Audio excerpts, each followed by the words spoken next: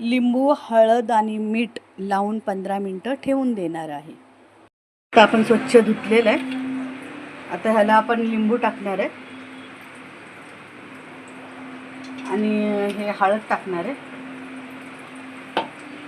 थोडं मीठ टाकणार आहे आणि पुन्हा नंतर फोडणी घालू तेव्हा पण आपण मीठ टाकणार आहे. तर आता थोडंच मीठ टाकलेलं आहे. आता हे असं खालून 15 मिनटं आपण ठेवून देणार आहे. मला सुरुवात करूया. तर सर्वप्रथम आपण तेल टाकूया, पत्ता आणि तेजपत्ता.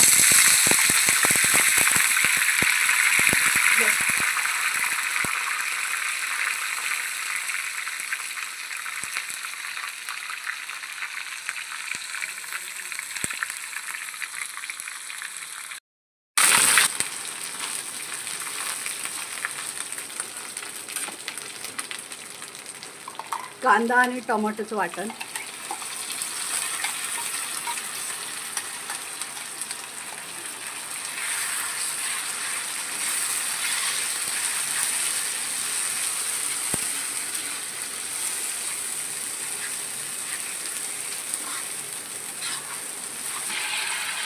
आता याच्यामध्ये आपण टाकणार आहे मसाला, चिकन मसाला, धना पावडर आणि थोडं मीठ.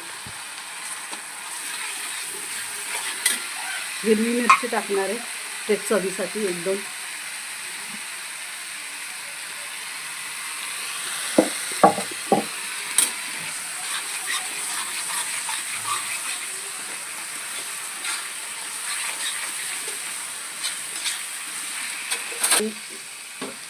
लिंबू, हळद, मीठ लावून ठेवलेला कलेजी पेठा टाकणार आहे.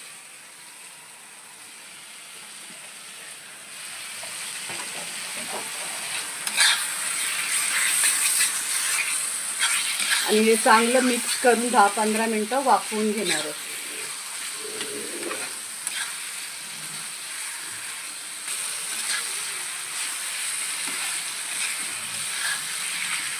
थोडंसे हळद मिठाचं पाणी टाकून वाफवून घेणार आहे.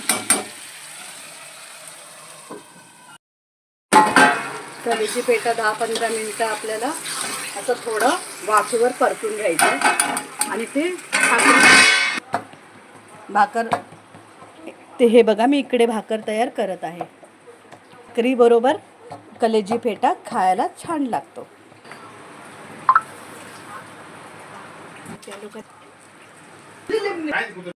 हे कलेजी दिसू दे ना बाई, हे कलेजी